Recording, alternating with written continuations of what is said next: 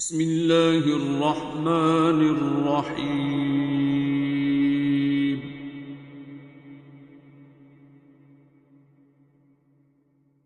अर्रहमान।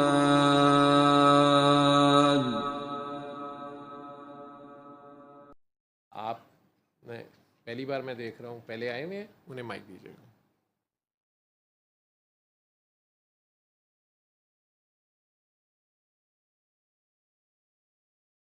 आप मुल्तान से आए हैं, क्या नाम है?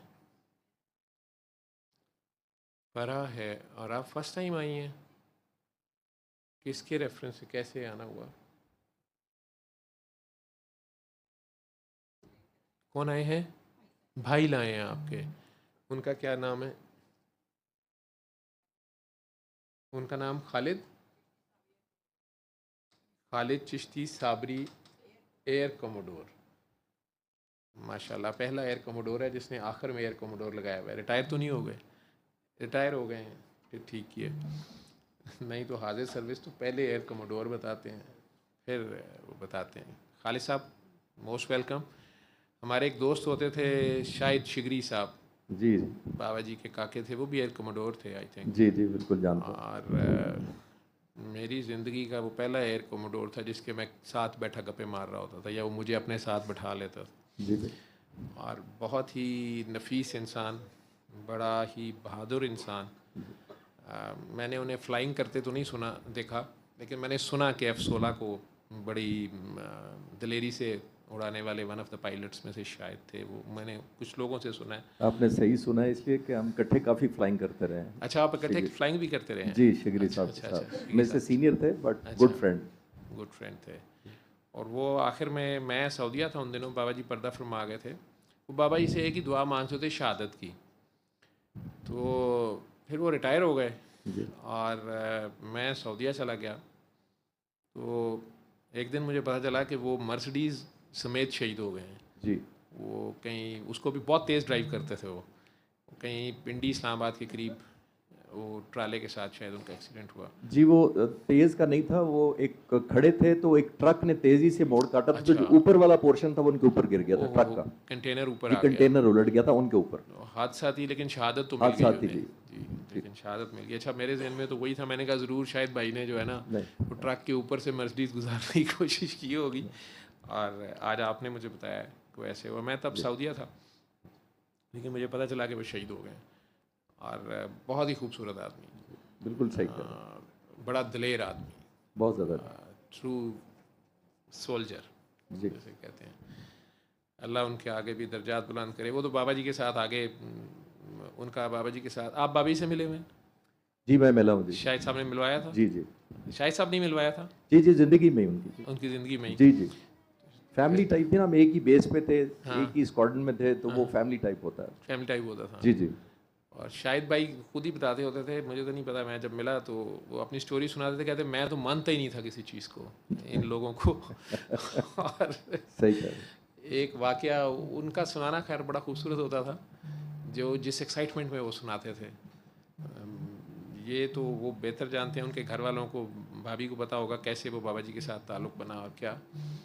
लेकिन एक वाकया मुझे एक बार सुना रहे थे, मैं बाबा जी से क्वेश्चन कर रहा था, कोई किसी महफिल में हम बैठे हुए थे, तो वो लाहौर आते थे तो फिर मेरे घर आते थे बाबा जी के साथ, कई बार स्टे भी रात को। तो वो एक शुरू में उन्होंने वाकया सुनाया, मैं क्वेश्चन कर रहा था, उन्होंने कहा बाबा जी से सवाल ना करना। तो मुझे नहीं समझ आई, मैं तो अपनी बेवकूफ़ी में लगा हुआ था।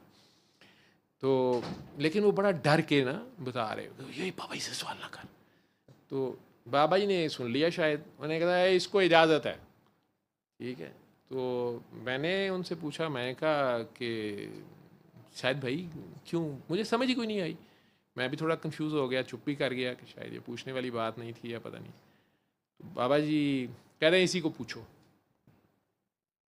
तो मुझे उनका वो स्टाइल याद है अभी तक। कहते यार, मैं बाबा जी के पास बैठा हुआ था, या पता नहीं उनके घर में ही महफिल थी कोई, या किसी घर, वो एक बंदी आई, उसके साथ इतना तगड़ा जवान, वो कहे जी ये डरता है, तो वो कहे जी ये रात को उठ के डर जाता है, ये मैं उसको देखूं मेरा दिल करे इसको चपेड़ मारूं, ये तो 7 फुट का बंदा है, तू डरता है। तो बाबा जी ने उसे कहा कोई बात नहीं बेटा, बाबा आंखें बंद करो, अपना नाम प्यार से पढ़ो।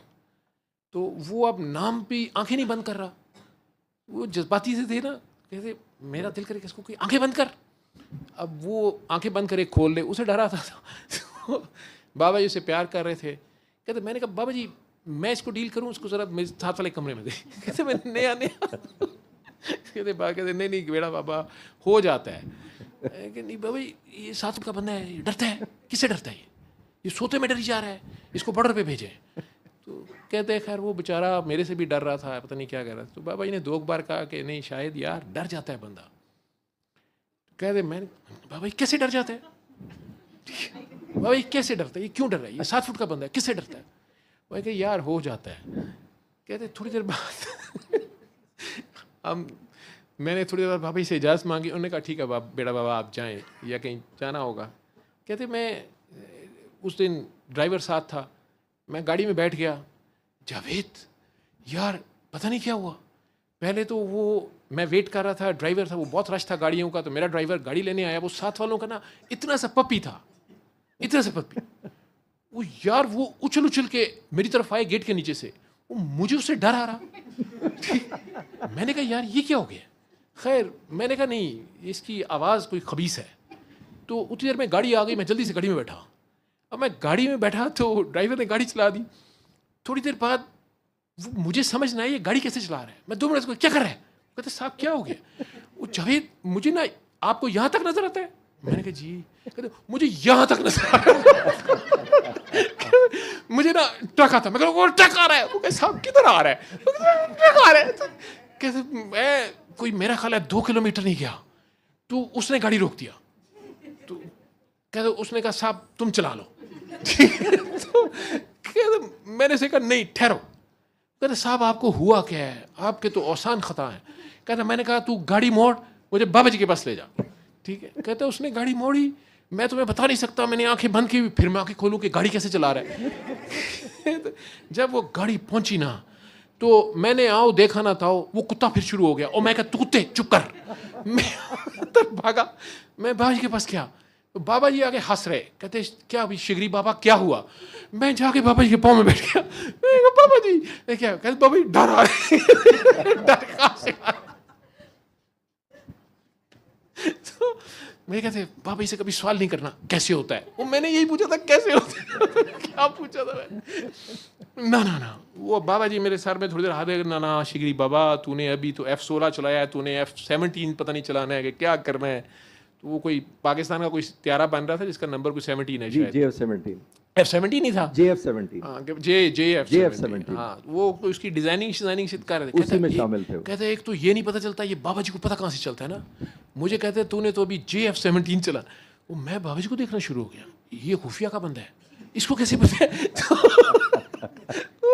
उनका स्टाइल, एम आई राइट। आप मैं बड़ा इंप्रेस हुआ हूँ जितनी जबरदस्त आप कॉपी कर रहे हैं उनकी। और मेरा कैसी दोस्ती होगी। और मैं अगर आपका टाइम ज्यादा कीमती है, लोग आपको सुनना चाहते हैं। नहीं लोग यही मेरा तमाशा देखने आते हैं। लेकिन आपके नॉलेज के लिए मैं एक और उनका जाती बताता चलूं। एक दफा कोहाट में पुलिस वालों ने रोक लिया उनको। अच्छा। उन्होंने थोड़ा तारुफ कराया बड़ा अपना कि यार मेरा नहीं, मैंने ट्रैफिक लाइट तोड़ी। उन्होंने कोई हाथापाई हो गई, पुलिस वाले 4-5 इकट्ठे हो गए और उन्होंने किसी ने थप्पड़ छप्पड़ मार दिया। शिगरी साहब ने 5 को कुटा अकेले ने और गिराया सबको। वो डरने वाली बात से मुझे याद आ गई। सारों को लिटा लिटू के गाड़ी स्टार्ट की आराम से और बेस पे आके मेस में सो गए। अच्छा।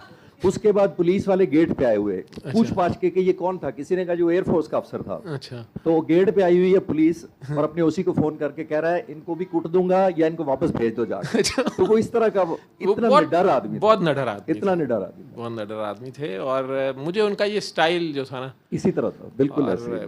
बाबा जी के पर्दा फरमाने के बाद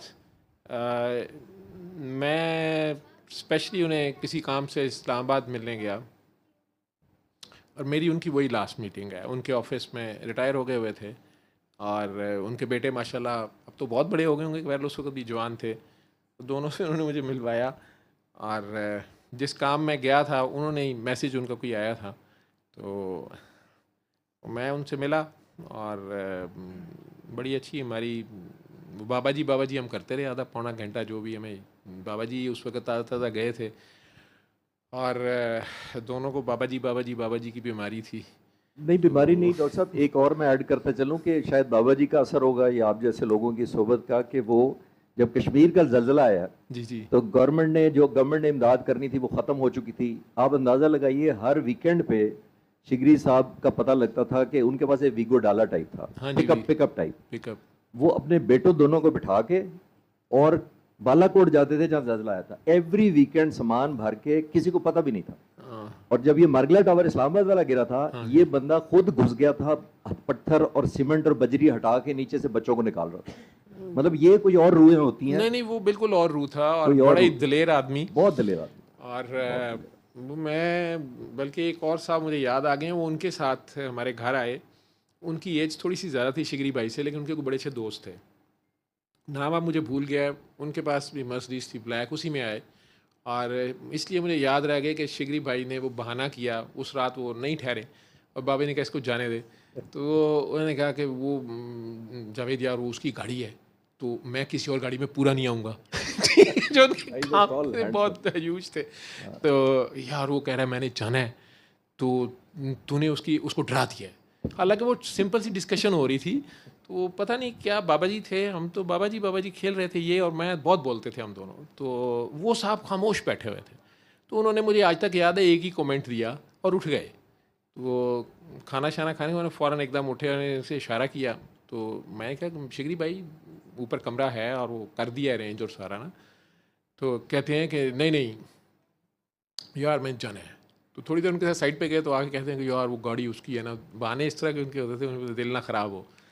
तो वो मैंने जाना है ना, तो कल बाबा जी जहाँ बुलाएंगे वहाँ आ जाएंगे ना, बेस पे जाना है, ये है वो है। तो मैंने कहा उन्हें हुआ क्या, मेरी किसी बात पे गुस्सा कर गए हैं? कहते नहीं वो कह रहे हैं कि यार इसको देखूं कि तुझे देखूं। तो तुम दोनों जो है ना वो गिलास भरने के चक्कर में हो, ठीक है? तो यार गिलास थोड़ा सा ना खाली छोड़ देना चाहिए। तो मुझे उस वक्त समझ नहीं थी इन बातों की। तो मैंने कहा ये पता नहीं क्या अजीब कमेंट है। बाबा जी खैर लीस्ट ऑफ द इंटरेस्टेड खामोश चुप करके बैठे रहते थे हम जैसों को छेड़ के। तो मुझे बस ये यादें हैं उनकी। आपका बस एयर कोमोडोर लफ्ज़ सुना मैंने, मुझे तो नहीं पता था कि आप उनसे मिले हुए हैं। जी बहुत और आपके दोस्त हैं सामने और अच्छे लोगों की यादें रह जाती हैं। आज 20 साल बाद भी शिगरी मेरे दिल में ज़िंदा है। और बाबा जी का काका आगे भी काम ही कर रहा होगा, वहाँ भी कोई फ्लाइंग कर रहा होगा। ठीक है, तो ज़बरदस्त आदमी था। So nice talking to you ji, most welcome. तो आपको यहाँ कैसे पता चला आने का? डॉक्टर साहब ये सामने जो मैं बैठे हैं ये मेरे टीचर हैं, फिदा साहब नाम है इनका। फिदा साहब, अच्छा। वो जो मैं बेगम फिदा से आपने बात की है जो फरा महल में, हाँ जी, वो इनकी मिसेज हैं। अच्छा जी। ये मुल्तान में भी होते हैं। अच्छा जी। और मुल्तान में इन्होंने मैंने सिर्फ आपका गायबाना सुना था। अच्छा। लेकिन इन्होंने आपकी वीडियोस वगैरह देखी यूट्यूब पे, फिर मुल्तान से इन्होंने मेरे से रब्ता किया। अच्छा। कि ये लाहौर में कोई डॉक्टर साहब हैं इस तरह, तो कोई आपको ढूंढ सकते हैं और टाइम ले सकते हैं। तो फिर मैं खुद भी जसारत कर सकता था, लेकिन मेरे कज़न हैं डॉक्टर शमशाद जो रेडियोलॉजिस्ट हैं, शायद उनकी अच्छा शाह साहब जी। शाह साहब, मेरे फ़ोन में इस वक्त भी 9000 से ज़्यादा लोगों के मैसेजेस भी अनसीन हैं। ठीक है। और मुझे नहीं समझ आई कि वो एकदम सामने आया, अननोन नंबर था। जी। और मैंने उसे क्लिक कर लिया, फ़ोन कॉल कहीं और करने लगा था। अच्छा। तो आगे लिखा हुआ था कि मैं सर्विसेज से रेडियोलॉजी से रिटायर्ड हूँ, सीनियर हेड ऑफ HOD था। HOD। तो मैंने खैर उनका इस वजह से ही डॉक्टर भी थे और सैयद लिखा हुआ था नाम के साथ। जी। तो मैंने उन्हें खैर कॉल कर ली। तो उन्होंने फिर, मुझे याद बिल्कुल नहीं आ गए कि मेरी उनसे बात हुई क्या। और उन्होंने बस ये कहा कि किसी ने आना है और मुझे एड्रेस दे दें या फिर बताएं कैसे मिलना है। तो मैंने कहा जी मैं एड्रेस भेज रहा हूँ। मैं कम ही ऐसे करता हूँ, लेकिन मेरे दिल से आ रहा था। जी। तो मैंने भेज दिया, लेकिन उन्होंने आपका नहीं बताया मुझे। अच्छा। तो चूँकि वो कह रही ना एयर कोमोडोर शमशाद साहब बीच में से मिसिंग है। अच्छा, मिसिंग थे। तो शमशाद साहब ने एक्चुअली फिर he was kind to share your message. हाँ जी। तो फिर मैंने सर को कल ही बताया था। तो ये आज अभी ये पहुंचे हैं डाइवो पे। हाँ जी। तो अभी मैं इनके साथ हाजिर इसलिए हूँ। अच्छा माशाल्लाह। शायद उन्हें कहा होगा कि अगर उन्हें मुल्तान का बताते तो मैं कहता जी उन्हें कहें कि आने की ज़रूरत नहीं है, ये रेमेडी तो वो खुद भी कर सकते थे वहीं बैठे। लेकिन बहरहाल 100 बिस्मिल्लाह आए हैं, तो वो आए हमारे घर में, खुदा की कुदरत। बस ये। और आप बाबा जी के साथ मिले तो कोई वो याद हमारे साथ शेयर करें जो भी आपको बाबा जी की याद है। नहीं, उनसे नहीं मैं मिला। अच्छा, बाबी से मुलाकात नहीं हुई थी? उनसे नहीं। मैं शिगरी साहब से बहुत होती थी, हम फ्लाइंग इकट्ठे करते थे, अच्छा, लेकिन अच्छा, उनसे नहीं मेरी कभी हुई। अच्छा, बाबी से मुलाकात नहीं नहीं। ठीक। और फिदा साहब हुक्म करें, कैसे आना हुआ? बुजुर्गों को माइक दे दें। आसिफ आप ही पकड़ लो जी। सर, दुआ तो हमने घर में भी बहुत की, जैसे आपने फरमाया जी कि मुझे आने की ज़रूरत नहीं थी, मैं वहीं पर दुआ करता। लेकिन मेरा ख्याल है कि नेक लोगों की जमात में फ़रिश्ते भी मौजूद होते हैं, और जब दुआ मांगी जाती है तो फ़रिश्ते उस पर आमीन कहते हैं, और उसकी कबूलियत की पॉसिबिलिटी जो है वो ज़्यादा हो जाती है। माशाल्लाह। तो ये जहन में आया, और इसी वजह से ये एक्चुअली आपकी वीडियोस मेरी बेगम ने ढूंढी, फिर इन्होंने मुझे बताया, और फिर हमने ये सोचा कि इन पर खुददार से ज़्यादा कोई और हमारा इस वक्त मोहसिन नहीं हो सकता। इनसे रिक्वेस्ट की, इनसे दरख्वास्त की कि किसी तरीके से हमें वहाँ पर एक दफ़ा मिलने की इजाज़त लेकर दे। अल्लाह माफ़ करे, मैं गुनाहगार आपसे। आप खुद क्या करते रहे? मैं चार्टर्ड मैनेजमेंट अकाउंटेंट रहा हूँ, कराची में रहा हूँ ज़्यादातर 30-35 साल। बच्चों की जितनी मैं ब्रॉटअप में कोशिश कर सकता था बेहतरी की, उससे मैं मुतमईन भी रहा, लेकिन उनके मुक़द्दर जो हैं वो अल्लाह ताला ने लिखे हुए हैं, उनकी वजह से अब कुछ परेशानियां हैं, और आखिर में अभी भी कोई ख़ास परेशानी आई है, तो मैंने सोचा कि मैं आपकी खिदमत में हाज़िर हो जाऊं और ख़ुसूसी दुआ के लिए दरख्वास्त करूं। न जाने किस नेक वक्त की दुआ मेरी ज़िंदगी की आसानियाँ ले आए, बस इसीलिए हाज़िर हुआ। माँ बाप से ज़्यादा तो किसी की दुआ नहीं होती। सबसे बड़े वली अल्लाह माँ बाप होते हैं, और उसके बाद कोई भी दीवाने मस्ताने यहाँ कई बैठे हैं, इनमें से किसी की भी लग जाएगी। गुनाहगारों की भी सुनता है वो वो रब तो। है ना। गुनाहगार तो मैं तो कोई नहीं, इंशाल्लाह दुआ तो करते हैं हम। आप आए हैं तो उसने दुआ तो वही कबूल करता है, बाकी अल्लाह ने मिल बैठने का एक बहाना बना दिया। तो खालिद, आपका नाम खालिद चिश्ती साहब, ये आपके शागिर्द कैसे हैं? मेरे शागिर्द हैं। हाँ जी। मैं शुरू में मैंने कुछ अर्सा टीचिंग की, तो उस वक्त ये स्कूल में पढ़ते थे और ये बहुत होनहार थे। तो मुझे लगा कि ये इंशाल्लाह किसी दिन इसका मुक़द्दर का सितारा बहुत चमकेगा, तो मैं इनके साथ ख़ुसूसी शफ़क़त हुआ करती थी मेरी जी। और अल्लाह ताला ने इनको बहुत ही मुअद्दिब और बहुत ही अच्छा इंसान बनाया है, और ग़ालिबन यही वजह है कि अल्लाह ताला की इनायत इन पर बहुत ज़्यादा हैं, और अल्लाह ताला इनको मज़ीद अपनी इनायत से नवाजे और इन पर अपना फ़ज़ल रखे, इनको दीन और दुनिया की जितनी आसानियाँ हैं वो अता फ़रमाए। हमेशा इस बच्चे के लिए मेरी दुआ निकलती है, और ये बच्चा हमेशा मेरे काम आता है। जब मैं कभी मुश्किल में होता हूँ, मैं इस बच्चे को हेल्प के लिए बुलाता हूँ, और ये मुझे वेलकम करके आ जाता है। आज भी ऐसा ही हुआ, मैंने बहुत कोशिश की, मैंने कहा कि मैं ख़ुद वहाँ पहुँच जाऊँगा, आपने मुझे उनसे एड्रेस लेकर दे दिया है, अपॉइंटमेंट दे दी है। इन्होंने कहा नहीं, मैं ख़ुद आपको लेकर जाऊँगा, तो ये मुझे वहाँ से फिर ख़ुद लेकर आए हैं।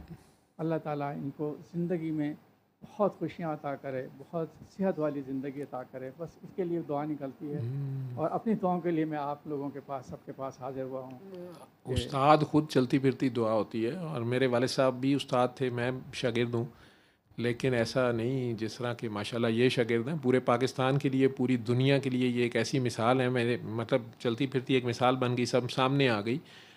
पुराने ज़माने में शायद इस तरह की कॉमन बातें होती होंगी, लेकिन आजकल के दौर में ऐसा शागिर्द जो 50 साल बाद भी अपने उस्ताद की खिदमत के लिए, उसने उस्ताद को भी याद रखा हुआ है, उस्ताद का भी ये कॉन्फिडेंस है कि उसने वहाँ से फ़ोन किया है, फिर वो लारी अड्डे चला गया, वो ले भी आया है। और ये ताबेदारी जो है, ये इस तरह के शागिर्द तो बड़े उस्तादों को नसीब होते हैं। तो उस्ताद भी कोई अजीम होगा जिसको अल्लाह ने कोई ऐसा शागिर्द दिया। ये माशाल्लाह पाकिस्तान से इनकी इतनी मोहब्बत है कि कायद आज़म पर इन्होंने जो रिसर्च वर्क किया है, हमें पाकिस्तान में शायद किसी ने इतना रिसर्च वर्क नहीं किया। जिन्होंने कायद आज़म के बारे में बहुत ही जामे रिसर्च वर्क है। कभी अगर आप इनको मौका देंगे तो मेरा ख्याल में ये आपके साथ ज़रूर शेयर करेंगे। माशाल्लाह, वो तो ज़रूर जी हम करेंगे। कायद आज़म के बारे में अगर उन्होंने शेयर किया, कायद आज़म वो हस्ती है कि मैं कुरान करीम में पढ़ता था कि बाबा जी एक फ़िक्रा बोलते होते थे कई बार, दाता साहब उनके साथ जाना होता था और कई लोग वहाँ पे, ये आम कारोबार भी है दरबारों के बाहर या दादा साहब के बाहर होता है, कई लोग चिड़ियाँ तोते कौवे पकड़ के ना पिंजरे में बंद करके वो साइकिल पे या ठेले पे लेके खड़े होते हैं। तो जहाँ ज़ायरीन आते हैं, कुछ हारजतमंद आते हैं, कुछ ज़रूरतमंद या ज़माने के सताए हुए या फंसे हुए फ़िरौन, तो लोग ये भी करते हैं कि वो पैसे दे के ना तो चिड़ियाँ छुड़ा रहे हैं, कौवे छुड़ा रहे हैं, कबूतर छुड़ा रहे हैं और पैसे दे रहे हैं और समझ रहे हैं कि चूँकि वो आज़ाद करवा रहे हैं उन्हें, तो मासूम परिंदे जो हैं जिन्हें वो चिड़ी मार फिर पकड़ लाएगा तो उनकी दुआ लग जाएगी। तो वहाँ खड़े थे, तो एक लाहौर का छुटा हुआ शरीफ बदमाश जो था, वो नामी ग्रामी, वो खड़ा चिड़ियाँ छुड़ा रहा था।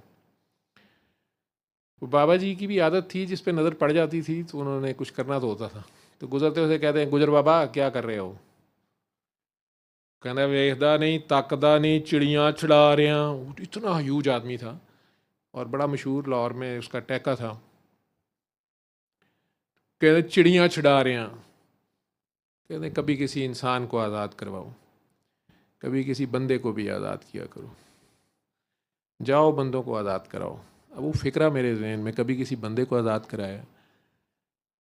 वो भी खामोश देखता रहा उन्हें और बाबा जी आगे चल पड़े।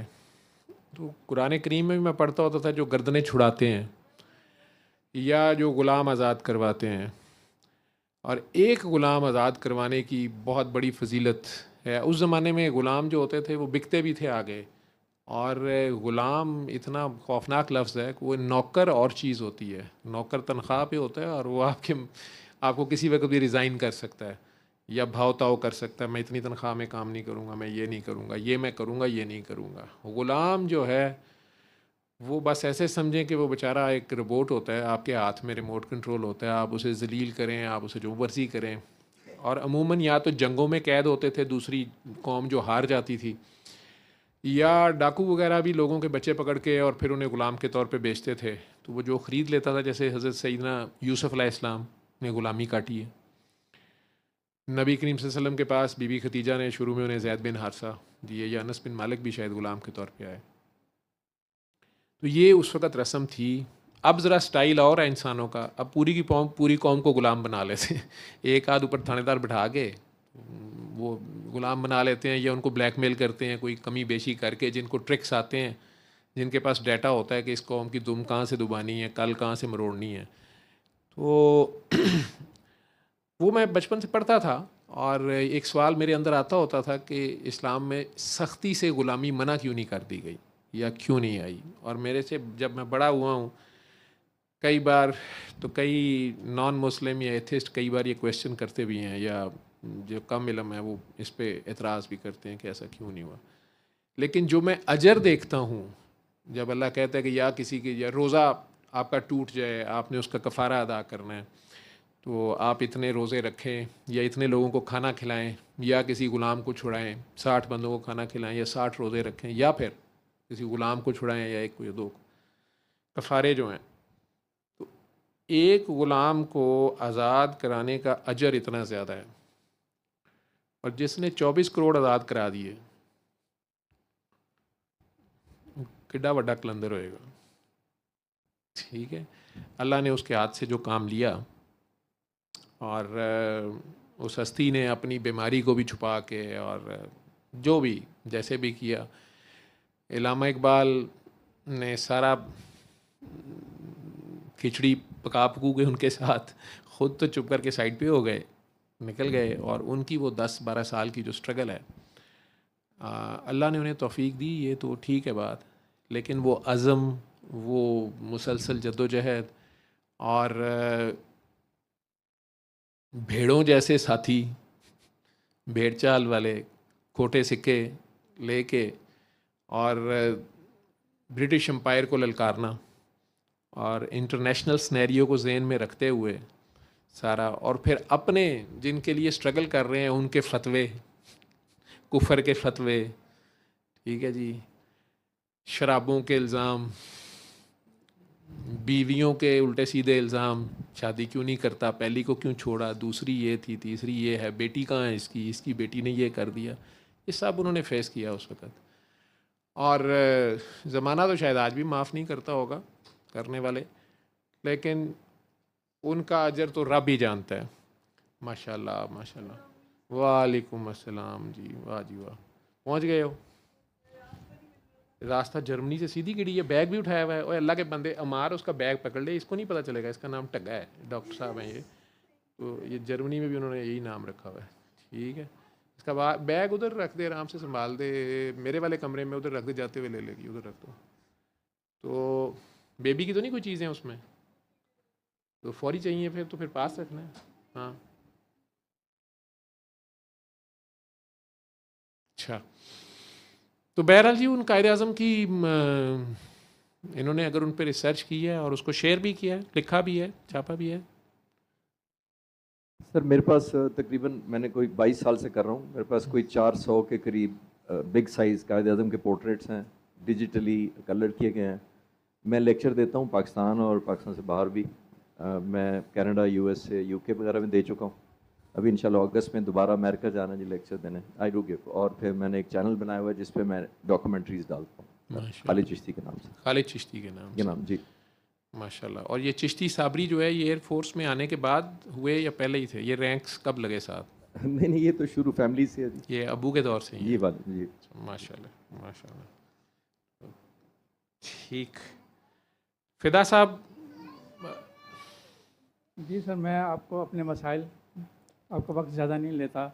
मैं सिर्फ जिस दुआ के लिए हाज़िर हुआ हूँ उसमें मैं आपको सिर्फ ये बताता हूँ। मेरी बड़ी बेटी यूके में होती हैं, वो बेटियां सांझी होती हैं जी, आपने जो बता दिया बस। वो बच्चे वो साइकोलॉजी की स्पेशलिस्ट हैं, लेकिन उनको आर्थराइटिस है और उनको चलना फिरना जो है उनके लिए बहुत मुश्किल हो गया। अच्छा, तो उनका सबसे बड़ा मसला ये है कि उनको आर्थराइटिस है, उसके लिए दरख्वास्त होगी दुआ की। दूसरी बेटी मेरी स्वीडन में होती है, उसका बेटा जो है वो आर्टिज़म का शिकार है पैदाइशी तौर पर। अच्छा। अब उसकी उम्र 12 साल हो गई है, लेकिन वो सही नहीं हो सका। तो और अब ये मेरी बेगम बीमार हैं, इनके लिए दरख्वास्त है कि अल्लाह ताला इनको शिफाए कामिला अता फरमाए। आपसे दरख्वास्त होगी कि आप इनको ख़ुसूसी दुआ में याद रखें। बस ये 3 मेरे बड़े मसाइल हैं। पिता साहब, मैं गुनहगार आदमी हूँ, ये दुआ सारों के लिए है, कोई भी कर ले, वो खुद भी कर लेंगी। उन्हें क्या हो गया, क्या बीमारी बता दी है डॉक्टरों ने?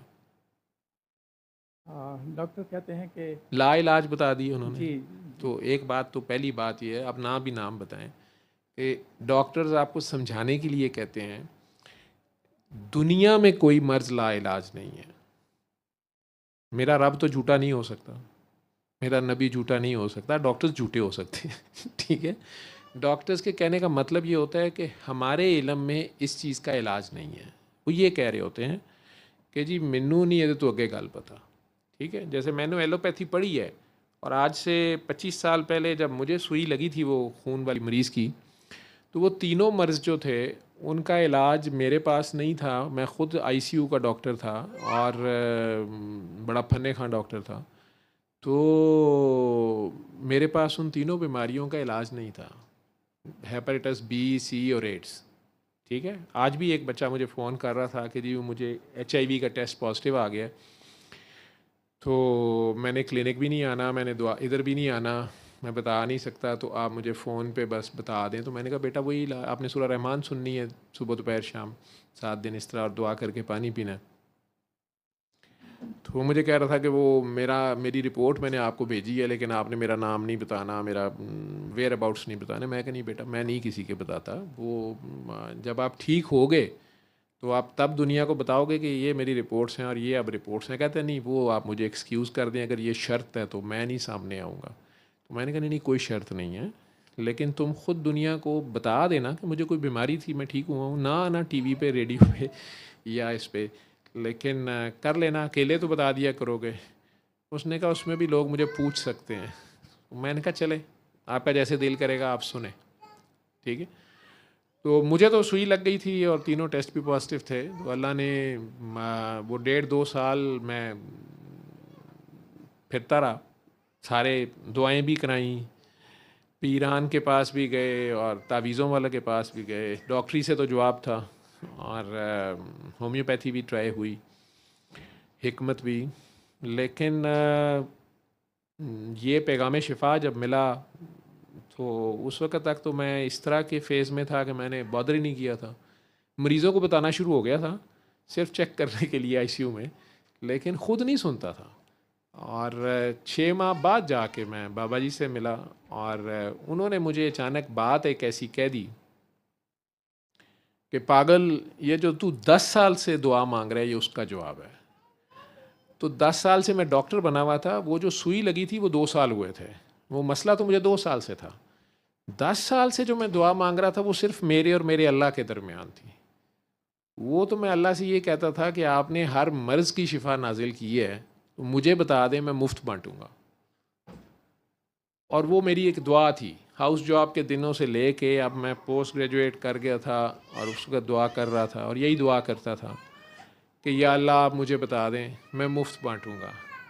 और कभी अपने आईसीयू के में, चूँकि शोबा भी मेरा आईसीयू था और हार्ट सर्जरी जैसे आईसीयू में मैं काम करता था, मेडिकल आईसीयू में वैसे ही पेशेंट बड़े सीरियस होते हैं, वो सारे में मेरी दुआ अल्लाह से यही रहती थी कि मेरा इल्म तो बहुत थोड़ा है और मेरे इल्म की कमी की वजह से किसी इंसान का तकलीफ़ बढ़े ना या उसके इलाज में कोई देर ना हो जाए। तो ये दुआ मांगते मांगते अब मैं अपनी दुआ ही शामिल हो गई थी बीच में 2 साल से। मैं ख़ुद लाइलाज मर्ज़ 3 लेके फिर रहा था, जो मेरी एलोपैथी की ज़ुबान में उस वक़्त लाइलाज ही थे और तकरीबन मायूसी की तरफ था। इनसाइड एक्सेप्ट कर चुका था कि मैंने मरना ही है और किसी भी चीज़ में अब इंटरेस्ट नहीं था। जब वो डॉक्टर मैमूना ने मेरे सामने मरीज़ को दुआ कराई, मैंने उसको उल्टा डांटा कि ये तुम फाल सोप दे रही हो। बाद में भी डांटा, फिर उसके इंसिस्ट करने पे मरीज़ को वो लगा भी दी मंगवा के सूरह रहमान, वो ठीक भी हो गया। और मैंने उस खून उगलते मरीज़ को, जो इसके मुंह से खून की उल्टियाँ आ रही थी, काले यरकान की आखिरी स्टेज थी, मैंने उसे अपनी आंखों से बचते तो देखा। लेकिन मैंने 600-600 रुपये का, मुझे याद है, वॉकमैन होता था, हाल रोड से चाइना वाला मिलता था, तो मैंने आईसीयू में मंगवा के और टीडीके की कैसेट्स रिकॉर्ड करवा के सूरह रहमान की वो लगा दी आईसीयू में। और कई बार लोग वॉकमैन ही ले जाते थे या कैसेट्स ले जाते थे, वो फिर और रखता था और पेशेंट्स को कह रहा था ये कर लें, करना है तो दिन में 3 बार, अगर आपका दिल मानता है तो इसको सुन लें और अल्लाह करके दुआ कर। लेकिन ख़ुद नहीं सुन रहा था ना, मेरे इसमें इतनी पेशेंट्स मेरे सामने हो रहे थे कई ठीक, लेकिन वही डॉक्टरी मेरी कहती थी कि ये बाय चांस हो गया, या चलो ठीक है हो गया तो अच्छी बात है, अल्लाह का कलाम है। लेकिन डीप इनसाइड शायद ये समझता था कि मेरी तो जो तीनों बीमारियां हैं, ये तो कैसे, ये 3 डेडली जरासीम ऐसे तो नहीं मरेंगे ना, इनकी तो कोई एंटीबायोटिक बनेगी तो ये जाएंगे, एंटीवायरल कोई होगी तो फिर ही होगा। जब वो बाबा जी ने बुलवाया कि उस पागल को कहो मैंने मिलना है, और मैं गया ही, तो उन्होंने पहली बात ये कि पागल डॉक्टर आया है। तो मुझे वो बात भी अच्छी नहीं लगी, थोड़ा अजीब सा लगा कि यार किसी को देखते साथ ही कहना कि पागल डॉक्टर आया है, ये क्या बात हुई। लेकिन प्यार किया उन्होंने। और उठते वक्त जब मैं तकरीबन बोर होके उठ रहा था कि ये पता नहीं क्या कर रहे हैं, आंखें बंद करो, 3 बार अल्लाह करो, पानी पियो, ये क्या दुआ हुई, ये इससे क्या हो जाएगा। तो उस वक्त उन्होंने कहा ये पागल, ये जो तू 10 साल से दुआ मांगता है ये उसका जवाब है। कुरान शिफा है, शिफा मिन जानिब अल्लाह है। ये कार्ड उन्होंने मुझे पकड़ाया, ब्लैक कार्ड, और इस पर यही लिखा हुआ था कुरान पाक शिफा है और शिफा मिन जानिब अल्लाह है। अब वो एकदम कहें कि कुरान मिन जानिब अल्लाह है, तो मैंने कहा नहीं, शिफा मिन जानिब अल्लाह है। नहीं, कुरान शिफा है। मैंने कहा कुरान तो शिफा है, शिफा मिन जानिब अल्लाह है। हाँ शिफा मिन जानिब, नहीं कुरान शिफा मिन जानिब अल्लाह, कुरान मिन जानिब अल्लाह। मैं थोड़ा हो गया कि ये क्या करी जा रहे हैं। देन मैं एकदम से मुझे क्लिक हुआ कि ये कैसे कह रहे हैं कि 10 साल से मेरी दुआ, इन्हें कैसे पता है। ये तो दुनिया में किसी इंसान, मेरी वालदा को भी नहीं पता थी। मेरी अपनी एक मसले पे अल्लाह के साथ बात थी, और शायद मैं साइकोलॉजिकली अल्लाह मियाँ के आगे बरीउज़्ज़ुमा होता था कि भाई किसी मरीज़ की अगर इलाज में कोताही शताही रह गई, या आईसीयू फील्ड ऐसा था, तो मैंने तो आपको पहले ही कहा था कि भाई मुझे तो कुछ नहीं आता, ठीक है। तो साडा जुम्मा तोश पोश, शायद मेरी ये चालाकी थी हाउस जॉब की पहली रात से। तो आप मुझे बता दें, और बताते वो थे नहीं। तो बस ऐसा ही दुआ थी। जब उन्होंने अचानक मुझे कह दिया कि ये 10 साल से जो तू दुआ मांगता है ये उसका जवाब है, कुरान शिफा है, तो मैंने एकदम से ये फ़िक्रा हज़ारों बार सुना हुआ है। हमारे हर डॉक्टर के नुस्खे पे लिखा होता है शिफा मिन जाने बल्ला, पैसे हम ले लेते हैं। तो उस दिन एकदम से मुझे क्लिक हुआ कि हाँ, कुरान अल्लाह की तरफ से है और कुरान का हर हर्फ शिफा है। तो क्या यही वो शिफा है जो हर मर्ज़ के लिए है? कुरान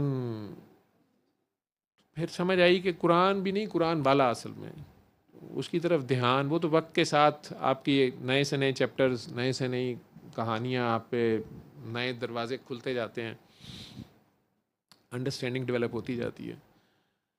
तो लाइलाज मर्ज़ तो कोई नहीं है। वो जो बेटी आपकी जिन्हें रूमेटाइड आर्थराइटिस है, आप कह रहे हैं चलने से भी माजूर हैं, उन्हें मेरी वीडियोस शेयर कीजिएगा जो रूमेटाइड आर्थराइटिस के ऊपर या ऑटोइम्यून डिजीज़ पे हैं। उन्हें कहिएगा कि एक तो जो कुछ भी वो पढ़ाइयाँ कर रही हैं वो रोक लें, ठीक है। कुछ लोग बहुत ज़्यादा तस्बीहात और वज़ाइफ और ख़ुद से करते रहते हैं और प्रैक्टिकली थोड़ा पीछे रह जाते हैं। वह कीमुस्सलाता पे बड़ा ज़ोर होता है, वातु ज़काता पीछे रह जाता है, वो भी उतना ही चाहिए। तो वो जो भलाई है, उल्टा कल्ब सख्त हो जाता है बहुत ज़्यादा ज़िक्र अस्कार से। कई बार शैतान की तरह बंदा अपने आप को बहुत नेक समझता है, जब गुनाह ही कोई नहीं किया हुआ। शैतान तो बहुत नेक था। तो इबादत की बहुत ज़्यादती जो है कई बार कल्ब सख्त कर देती है, तो फिर दूसरे इंसानों की खामियां, उनकी कोताहियाँ नज़र भी बहुत ज़्यादा आती हैं और बंदा उन्हें माफ़ करने पे भी नहीं तैयार होता, तो कल्ब सख्त हो जाता है। अगर अगला भी चाहे अल्लाह का वास्ता ही डाल रहा हो कि चलो मुझे माफ़ कर दो बेटा, मेरे से अगर गलती हो गई है या मैंने गलत फ़ैसला कर लिया है, या चलो जाने दो, मैं तुम्हारी हेल्प नहीं कर, तो वो बड़ी सख्त कर, चलो आप तो नमाज नहीं कभी पढ़ते हो, आप ना अल्लाह का नाम लें, आप छोड़ें परे आप। तो बंदा वो उन लोगों को इस चीज़ का हकदार भी नहीं समझता कि वो अल्लाह का वास्ता ही डाल रहे हैं। जो नेक लोग होते हैं ना, मैंने ज़्यादातर नेक लोगों को, इबादत गुजार लोगों को, बहुत ही अल्लाह के साथ हर वक्त जो अपनी तरफ से अपनी तई इबादत कर रहे होते हैं, ज़बानी कलामी या मसले पे चढ़े रहते हैं, लेकिन अगर उन्हें आखिरत का खौफ भूल जाता है या यतीम को धक्का देते हैं, मस्कीन की मदद नहीं करते, गुलाम आज़ाद करने की बजाय उल्टा लोगों को गुलाम बनाते हैं, गुलामों की दादरसी नहीं करते, किसी यतीम, बेवा, मस्कीन, मुसाफिर, कैदी की मदद नहीं करते, कैदी पे जुल्म के पहाड़ तोड़ते हैं, ना कर दे गुनाहों की सज़ा देते हैं और ख़ुद अपनी तई समझते हैं कि वो तो बहुत नेक हैं, नमाजी हैं, परहेज़गार हैं, हाजी हैं, हाफिज़ हैं। ऐसे लोगों के लिए हलाकत है। अल्लाह ने वईद दी है बड़ी सख्त लफ्ज़ों में, सूरह माउन में है, मैं अपनी तरफ से नहीं कह रहा। वो कहता है हलाकत है। सूरह ज़ुमर में तो इससे भी सख्त लफ्ज़ हैं, 2 लफ्ज़ हैं 22वीं आयत में, कि जिनके अल्लाह के ज़िक्र से कल्ब सख्त हो गए हैं, ठीक है। वो कई बार आप माफ़ करने पे तैयार ही नहीं होते। हो गई गलती, आपके खूनी अजीज़ रिश्तेदारों से ही हो गई, बहन भाइयों से ही हो गई। कई बच्चे तो कई साल ये दुख लिए फिरते हैं कि मेरे से ज़्यादा भाई से प्यार किया, मेरे से ज़्यादा छोटी बहन से कर लिया या बड़ी बहन से कर लिया, वो इसी गुस्से में होते हैं। या हो गई गलती किसी छोटे या बड़े से, तो वो दिल में वही रंज और वही गुस्सा, वो माफ़ ही नहीं कर रहे होते। परेशान ना हो, कुछ नहीं, तो खेलने दे जो भी करती है, ठीक। तो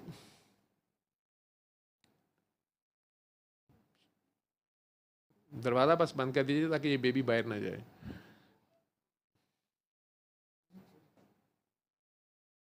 जज साहब आपकी ड्यूटी है, शाहजी आपकी ड्यूटी है, ये दरवाज़ा बाहर ना जाए ना, इसको रोकना आपका कमाल है। उसकी मामा थक गई है, वो जर्मनी से आई है सिर्फ दुआ के लिए, तो बड़ी दुआएं मांग के इसने ये बेबी लिया हुआ है, ठीक है। और फिर इसके साथ शुरू में मेहनत भी बड़ी की हुई है, लेकिन संभालनी इसको अभी तक नहीं आती। तो सही उन्हें तो कहिएगा कि माफ़ करें अपने खूनी अजीज़ रिश्तेदारों को, ठीक है। बस ऐसे मेरा मैसेज दे दीजिएगा। और जो खुद पढ़ाई कर रही हैं वो सब बंद कर दें। सूरह रहमान सुनी है उन्होंने 7 दिन? उनके पास है माइक, पास कर लें। अभी नहीं सुनी है तो आप लोग, तो आप उन्हें बता देना था, वीडियोस शेयर करनी थी उनसे। और साथ मेरा इतना मैसेज दे दीजिएगा, ये जितने ऑटोइम्यून डिजीज़ वाले होते हैं या तो बहुत ही नेक होते हैं, बड़ी दुआ मांग बैठे होते हैं, उसमें आजमाइश होती है। अब आजमाइश से गुजरना पड़ रहा होता है। कई बार अल्लाह आपको आपकी जान से, सेहत से, माल से, औलाद से, कई बार औलाद दे के आजमाता है, कई बार देता ही नहीं, कई बार दे के ले लेता है। कई तरीके हैं उसके आजमाइश के। और इसी तरह जान के हैं, जहाद में जान देनी पड़ जाती है उसकी खातिर, या वैसे सेहत आपकी कंप्रोमाइज़ कर गई जान से। इसी तरह माल, कभी माल की कमी है, कभी माल की ज़्यादती से भी आजमाता है, कई बार दे के वापस ले लेता है। तो उसके बंदे जिस वक़्त दावा कर बैठते हैं, इश्क में दावा हराम है ना, जब ईमान का दावा कर बैठता है बंदा तो फिर टेस्ट आ जाता है। तो कई लोग तो इस चक्कर में फिर सेहत की या जान की आजमाइश से गुजर रहे होते हैं, बीमारी। नेक लोगों का तो वली अल्लाहों को मैंने ये ऐसे देखा है। और मेरे जैसे गुनाहगार जो होते हैं वो असल में खुद फंसे होते हैं। वो कहते हैं मैंने तो सूरह रहमान सुनी है, तो वो मुझे तो कुछ नहीं हुआ। तो मैं कहता हूँ कि जी आपने माफ़ किया है सबको, नहीं मैं क्यों माफ़ करूँ। मैं कह जी आपने भी माफ़ किया, जिसको आप पुकार रहे हैं वो आपको गुनाहगार होते हुए भी माफ़ कर दे, तो आप भी उसकी मखलूक को छोड़ दें। वो 70 माओं से ज़्यादा प्यार करता है ना। मुझे तो डर आता है कि वो शैतान से भी इतना ही प्यार करता होगा, अगर मखलूक तो वो भी है ना। ठीक है, हम हर बात ही शैतान के खाते में डाल देते हैं। किसी ने मुझे कहा डॉक्टर साहब आप आजकल उसकी वकालत करना शुरू हो गए। मैं कहा यार वकालत नहीं, मेरी पिछले दिनों मुलाकात हुई है। तो मैं उसे कहा क्या बात है यार, तूने मुँह देख के परे कर लिया। तो कहता है कि यार मैं तो मुल्क आंदा ही नहीं, तो तुसी हर शय मेरे ते पा देंदे हो। मैं क्या ऐसे तो ना कहें आप, मतलब मैं तो नेक आदमी समझ नहीं पता शैतान है। बहुत ही हुलिया बट ठीक ठाक था, नूर मेरे से ज़्यादा उसके मुंह पे था। तो मैं क्या तुम्हें किस मुल्क, तुम्हें पता है मैं किस मुल्क से हूँ। कहते तुम शक्ल से पाकिस्तानी लग रहे हो। तो मैं क्या जनाब कौन है। कहता कभी अज़ाज़ील था अब इबलीस हूँ। मैं क्या यार ਅਸੀਂ तेरा की बिगाड़िया। कहता तुसी तो मेरा सत्यानाश करता है। कहता मैंने जो आइडिया लगाए नहीं कभी वो भी मेरे जुम्मे होंगे ने। वो बड़ा दुखी हुआ था। तो मैं कहते जनाब मेरे खाते ना पाओ, तो मैं तो खुद कभी कभार नया आइडिया लेना हो तो आप लोगों का चुराता हूँ। मुझे बड़ा गुस्सा चढ़ा। मैं क्या मैं अल्लाह में कोई शिकायत लगाऊंगा। कहता अल्लाह तो खुद थोड़े तंग है, वो अल्लाह की वकालत कर रहा। मैं क्या की बकवास कर रहे हैं, क्योंकि अल्लाह के तो हम बैरल बहुत सके हैं। वो कहता अल्लाह आप आसमाना थले आते नहीं, कहता पाकिस्तानियां सब कुछ मेरे ते पा देना। मेरे आपे बंदे नूं गोली मार के कहते अल्लाह की मर्जी, किसी की कुड़ी चुक लेंदे कहने अल्लाह की मर्जी, किसी दी लत्तां भन्न दिंदे ने कहने अल्लाह की मर्जी, आपे ही मुल्क लुट फुट के खा के कहते अल्लाह की मर्जी।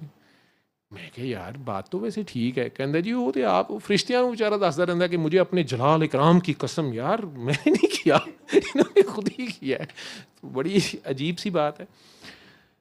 मैं जो गुनाहगार होते हैं जी हम जैसे, वो दूसरों को ब्लेम करते रहते हैं कि उसने कुछ कीता कराया, तवीज़ कर देते हैं, जिन छड़ देते हैं। हालांकि जिन मैंने देखा है वो इतनी बिजी कौम है, वो टाइम ही नहीं है उनके पास हमारे लिए। और चुड़ैलें इतनी प्यारी होती हैं, खुदा की कसम आप देख लें तो आप चिमड़ जाएं उन्हें। उनके पास टाइम ही नहीं है। वो भी यही कहते यार साडा क्यों तुसी ना हर गल च पा देंदे हो। बड़े बड़े नेक लोग हैं उधर भी, उस मखलूक में भी। हमारे जिस बंदे को माँ ने जम के नहीं चटिया वो भी कहता मैनू जिन चमड़िया है। वो कहते यार असी एडे वेले नहीं गए, तुसी अपने आप देखिए, कभी शक्ल देखी जाए। वो तस्वीरें मेरे ज़हन में वही था जो हमने बनाया होता है, सींगों वाला जिन शिन। कोई नहीं, बहुत प्यारे जिन होते हैं, मोबाइल में बहुत जिन चुड़ैलें तो चिपक भी जाते हैं। तो खैर इंसान उन्हें ब्लेम करता रहता है, होता खुद है, माफ़ नहीं कर रहा होता। ठीक है, और जब ये नहीं माफ़ कर रहा होता तो इसको भी कोई नहीं माफ़ कर रहा होता। तो अगर ये अल्लाह से कह दे कि अल्लाह जी मैंने आपकी मखलूक को माफ़ किया, तो ये अल्लाह पे एहसान है, ये एहसान है, ये अदल से भी एक स्टेप ऊपर है। कम अज़ कम अल्लाह अदल मांग रहा है। लेकिन अगर आप एहसान कर दें तो ये तो अल्लाह की तरफ आपने बाजी चढ़ा दी है। तो आप अगर अल्लाह की खातिर अल्लाह की बेवकूफ़ नादान मखलूक को, चले किसी ने आपको चुटकी काट ही दी है, किसी ने आपको तंग कर दिया, कोई माल खा ही ली है, ठीक है, या आपको कोई दुख तकलीफ़ दे ही दी है, तो आप उसे अल्लाह की खातिर माफ़ कर दें। लोग तो अपने बाप को नहीं माफ़ कर रहे होते, माँ को, बहन भाई को, सगे खामद बेचारा तो बहुत बाद में आता है, बीवी को। ठीक, और अगर वो आप अल्लाह की खातिर माफ़ कर दें तो ये अल्लाह पे एहसान है, तो अल्लाह को कितना प्यार आएगा। अब इस बच्ची के शरारतें अगर ये कर रही है, कुछ लोग डिस्टर्ब हो रहे होंगे और कुछ लोग इसे लाड करेंगे, इसकी माँ को वो लोग बड़े अच्छे लगेंगे जो इसकी शरारती बच्ची को भी लाड कर रहे हैं, ठीक है। इसी तरह अल्लाह की जो गंदी मंदी मखलूक से भी प्यार करते हैं, तो वो 70 माओं से ज़्यादा वाला जो उसका प्यार है, रहमानियत जो है उसकी, वो जोश में आती है कि यार तू मेरे कोजिया नू प्यार करना पे तो तेरा भी मैं कोई कोजा पुना नहीं देखना, ठीक है। वो फिर ऐसी रहमत उसकी जोश में आती है, वो तो फ़ौरन माफ़ करने को तैयार है। बंदे नहीं माफ़ कर रहे होते, हम खुद नहीं कर रहे होते, और या फिर हमें कोई नहीं कर रहा होता।